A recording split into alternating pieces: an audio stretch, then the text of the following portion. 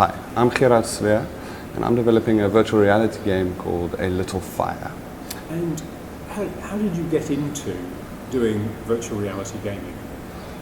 I finished my architecture studies at Bloemfontein University here in the Free State, but I always had a passion for 3 dimensions and how to articulate 3D information in 2D and in other methods. So I always liked projectors and input devices that were a little bit different to a mouse and a keyboard.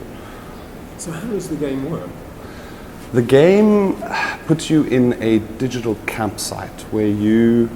In the middle of the wild? Yeah, in the middle of the wild. So you're hiding, I suppose, from society, getting into virtual reality as far from your computer. And there's natural sort of enemies, and nature is against you in this natural environment. So the goal is to make a fire and survive the night, and then the creatures of the night approach your fire and try to fend you out of their environment.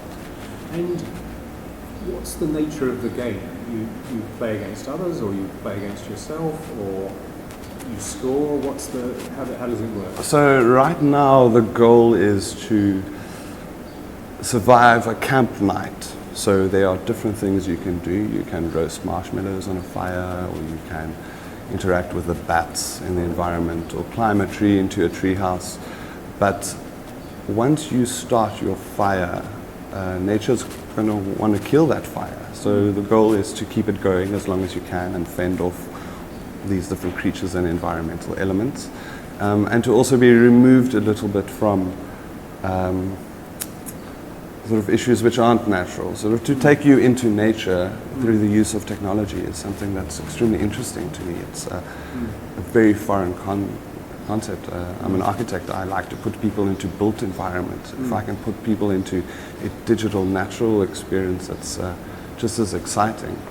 And the game will be available when? So I'm planning on having a version available online by the end of February, March, with the addition of multiplayer by midway through next year. So I'm aiming for June, hopefully earlier, but to add the experience of camping with others to this survival game.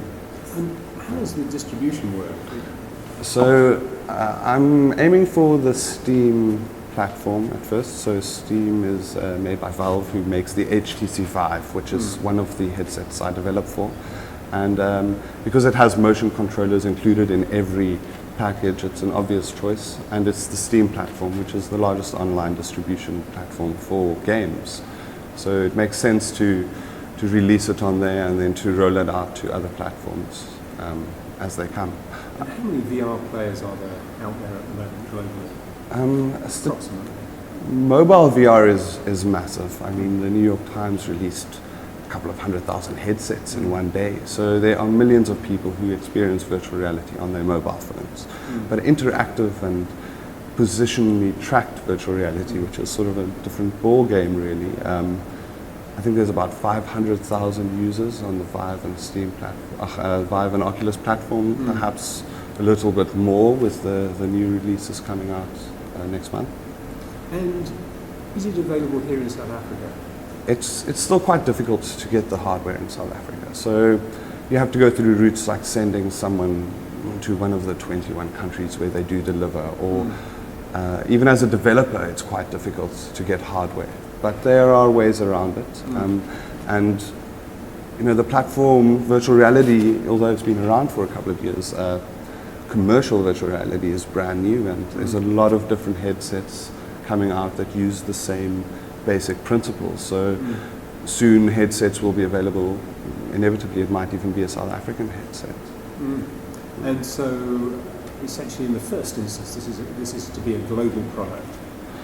Yeah. So Steam. What's nice about Steam is it's international platform. You can market it in all countries around the world.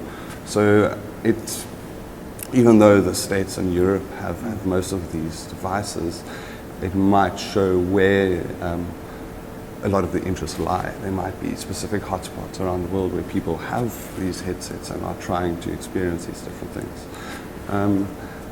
and Africa is in need of education, and virtual reality is about to change education. So is with that that, possibly amongst your plans? I think it is amongst my plans. I was able to manipulate my tertiary education, but a lot of people aren't.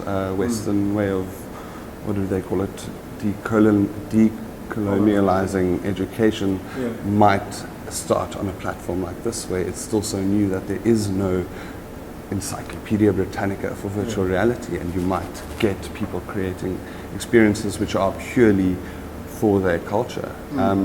But then in another way, it's a way of introducing people to cultures that might seem foreign. So it's definitely something I want to see happening or be part of.